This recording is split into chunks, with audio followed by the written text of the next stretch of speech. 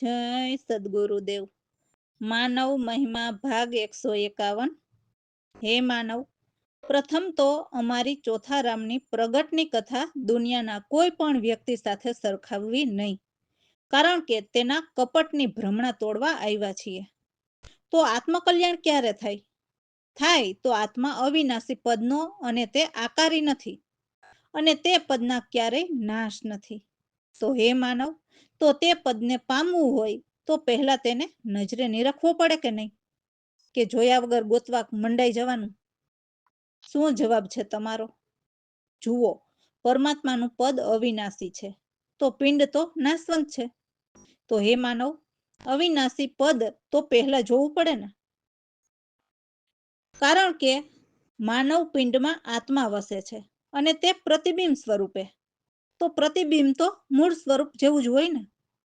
જુઓ ભાઈ, જ્ઞાન સાંભળવું જરૂરી છે, પણ હંસ ગતિથી, કે જે નિરપક્ષીય જ્ઞાન હોય, જે વિદેહી પરમાત્માની વાત અને વચ્ચે વચ્ચે દેહીની વાત કરતો હોય, તો તે પાખંડીની વાતથી જન્મ મરણ બંધ નહીં થાય, તે પણ જોવું જરૂરી છે ને। મનન કરો, રામ ભરોસે। આ વાણીમાં કહે છે કે મેં તો ગુરુ શિષ્યની ગતિ જાણી, તો સદગુરુ એમના શિષ્યને પણ એમનાથી સવાયા બનાવે છે। તો આ વાણીમાં કહે છે કે સદગુરુ અને શિષ્યની ગતિ કેવી હોય છે તે અમે જાણી। એટલે સદગુરુ અને શિષ્યના દેહ સાધન જુદા, પણ એક જ લક્ષણ ઉપજે છે। કેમ કે સદગુરુ શિષ્યને એવું સત્ય જ્ઞાન આપે છે, તો એ લક્ષણ પણ સદગુરુ જેવા મર્યાદાથિત, એટલે સ્થિર ઠેકાણું જે પરમાત્માનું છે ત્યાં ઠહેરાયા એવા બંને હોય છે। સદગુરુ દયા, ક્ષમા, શાંતિ, ચિત્તદાતા અને સત્યપ્રિય વાણી, એટલે એમની વાણી સૌને ગમે એવી મીઠી અને સત્ય વાણી હોય છે। સદગુરુ નિડર, અશોક, એટલે એમને કોઈ શોક નથી હોતો, અને અક્રોધી, નિર્લોભી, નિર્માની હોય છે, એટલે એમને કોઈ પણ પ્રકારનો લોભ નથી હોતો, કે ગુણ હોય એમના માન મેળવવા નથી માંગતા। અગ્રગામી, દાયિત્વધારી, એટલે પૂરી જવાબદારી નિભાવનારા અને જીવને ચિત્તથી આત્મબોધ આપનારા। તો આવી રીતે દયા, ક્ષમા, શાંતિ, ચિત્તદાતા, સત્ય પ્રિય મુખ વાણી, નિડર વૈરાગી, અશોક અક્રોધી, નિર્લોભી નિર્માની, આમ 10 લક્ષણથી એમની દાન શક્તિ બહુ જ કલ્યાણી એવા સદગુરુના જ્ઞાન હોય છે। સદા કર્તવ્ય નિભાવનારા, અનુગામી, શિષ્યને સહભાગી બનીને પૂરા દાયિત્વ સાથે અભ્યાસી, જ્ઞાની, અનુપ્રેક્ષા, એટલે જે ગૌરવથી નિરખનારા એવા સજ્જન સુજાણધારી, એટલે સત્ય સમજ ધરાવતા અધ્યાત્મના પ્રતિનિધિ એવા સાધન સિદ્ધ અનામી, અમાની, એટલે શિષ્યને પૂરું જ્ઞાન પૂરું પાડનારા સદગુરુ સદા મૈત્રી ભાવ રાખનારા, આનંદ કરાવનારા, કરુણાકાર। તો આ 4 સૂત્રો સદગુરુના જીવને બહુ જ ઉપકારી છે। અવ્યક્ત ચેતના વ્યક્ત હોય એવા અમારા સદગુરુ પ્રવીણરામ બ્રહ્મજ્ઞાની, જેમના શિષ્ય દાસલાલ ગુરુગમ ચેલા, એટલે ગુરુજીના વચન સાંભળનારા, ગુરુજીની નિર્વાણી ગતિ પામીને પોતે પણ નિર્વાણ પહોંચ્યા। જય સદગુરુદેવ। હે મેં તો ગુરુ રે, હે શિષ્યની ગતિ જાણી રે, એક સાધન લક્ષણ બિન ઉપજી, હે મર્યાદાથી તરાણી, મેં તો ગુરુ શિષ્યની ગતિ જાણી રે, દયા, ક્ષમા, શાંત, ચિત્ત દાતા રે, સત્ય પ્રિય મુખ વાણી, નિડર વૈરાગે, અશોક ક્રોધી, નિર્લોભી ગુણમાની, મેં તો ગુરુ શિષ્યની ગત જાણી રે, અગ્રગામી, સ્વતારી રે આત્મબોધ ચિતદાની સદગુરુ દેશ લક્ષણ બ્રહ્મવેતા જ્ઞાન શક્તિ કલ્યાણી રે મેં તો ગુરુ રે હે શિષ્યની ગતિ જાણી રે કર્તવ્ય બોધયનું ગામી રે શિષ્યા સહગામી ગુણ છાની અભ્યાસયનું પ્રેક્ષા સ્થાય ભાવતી તારે સજન સુજાણી મેં તો ગુરુ રે શિષ્યની ગતિ જાણી રે અધ્યાત્મના બૃહતિ નિધિ રે સાધન સિદ્ધિઓ માની મૈત્રી પ્રમોદ કરુણા મધ્યસ્થતા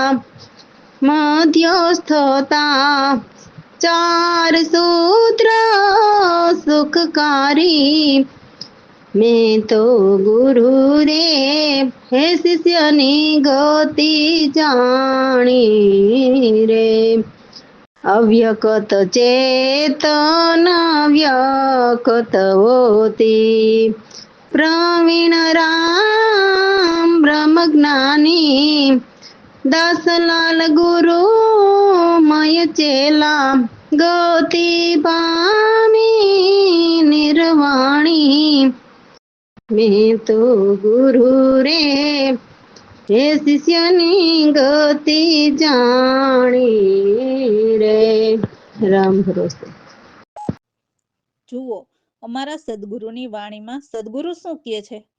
હે માનવ, આ જગતમાં કોઈક સંત સુરા સરદાર હોય છે, જે પૂર્ણ સર્જનહારને પૂરી રીતે જાણે એવા સદગુરુ કોઈક જ હોય છે. હે માનવ, અમારા સદગુરુ કહે છે કે સંતો સત્સંગમાં અને પ્રભુના ભજનમાં હર દિન હોશિયાર બનીને રહે છે, એટલે સુરતા ભજનમાં જ ધ્યાન આપે છે, બીજે મનને નથી જવા દેતા. સુરા સંતો નિંદ્રા અને આળસનો ત્યાગ કરીને પ્રભુ વિરહમાં વૈરાગ ધરીને જાગતા ફરે છે. સંતો એવા ધીરજકાર હોય છે કે પ્રભુના નામનું ભજન કરતા આંખોમાં ઊંઘ નથી આવતી અને અંગમાં આળસ પણ નથી આવતી. એમને તો બસ રામ નામથી નિર્ભય રહીને ત્રિપુટીએ નગારા નોબત સાંભળવા તૈયાર રહે છે. જે કાયર હોય છે તે ભલે ને શેઠ બનીને ફરતો હોય, પણ મરવાના ડરથી તો એ પણ છુપાઈ જાય છે, તે ઘરની બહાર ન નીકળે.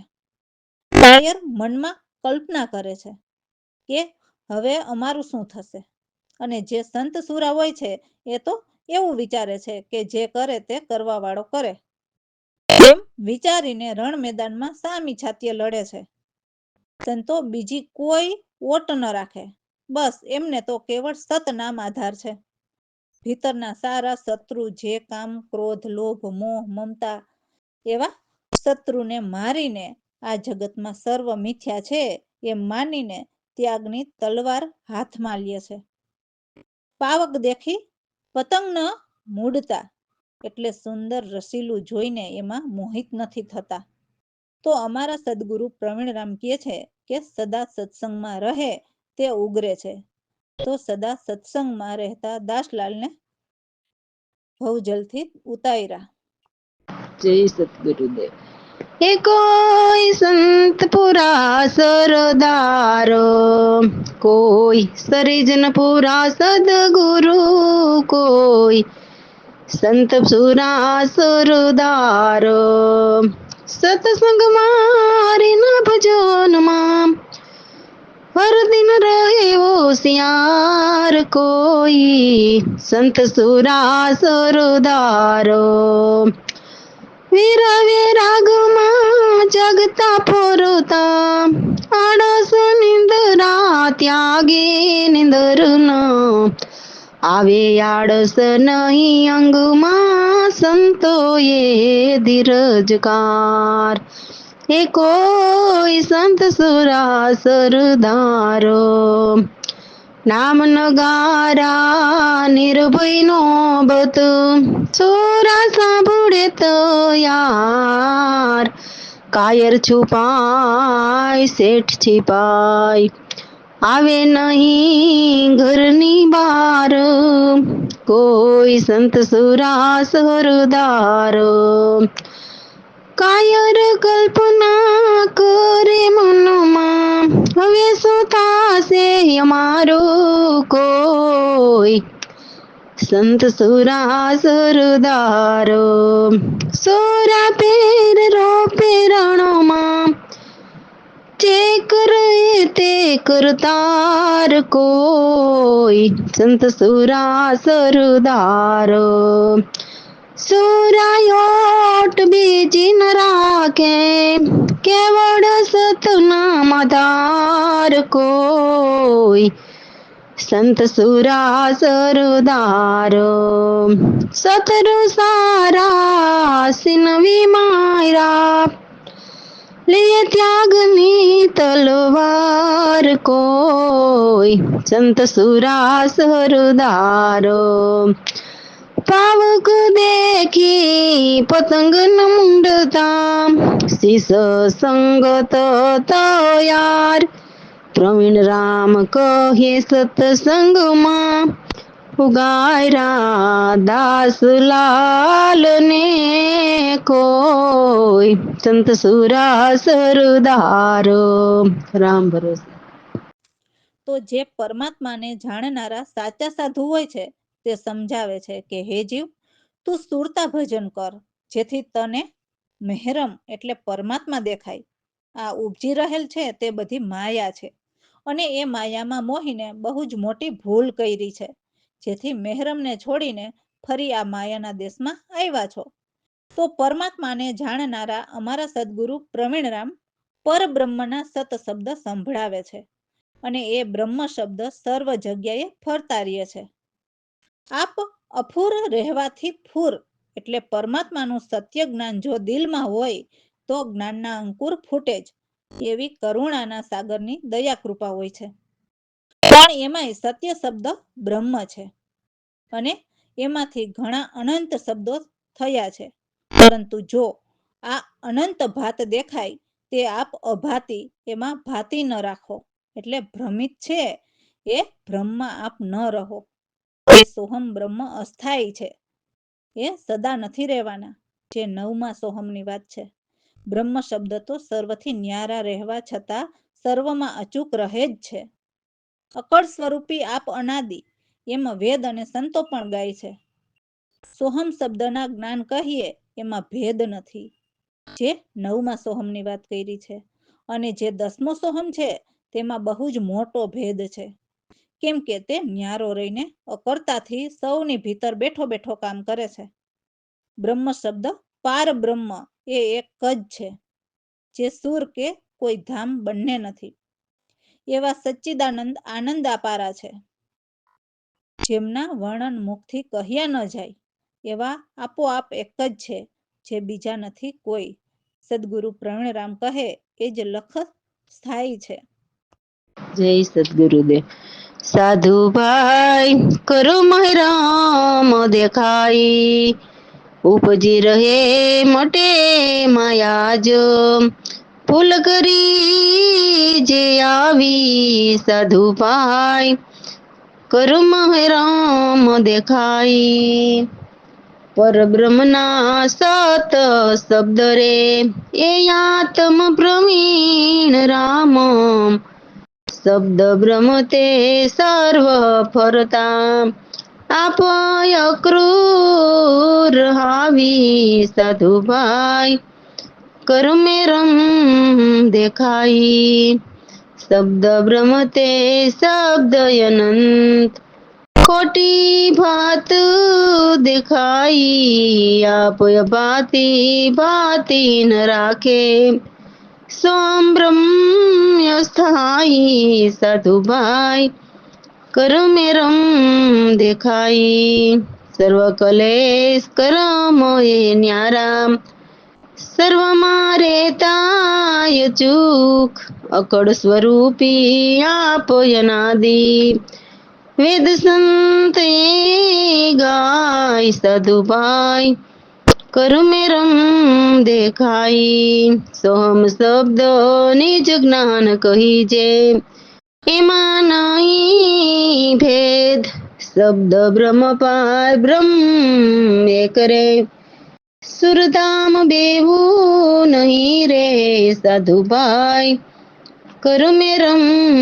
દેખાઈ સચિદાનંદ આનંદ અપારા મુક્તિ જ્ઞાન જાય આપોઆપ એક જ બીજા નહીં કોઈ પ્રવીણ રામ લાખ સ્થાય સાધુભાઈ કરમે રમ દેખાઈ રામ ભરોસે. તો એવા લખ બ્રહ્મ સ્થાય છે એમને નિરખાવનારા અમારા સદગુરુ પ્રવીણરામ એવા પરમાત્માની આરતી ગાતા કહે છે કે હે જગદીશ, હે ઈશ્વર, અમે તમારા શરણમાં છીએ.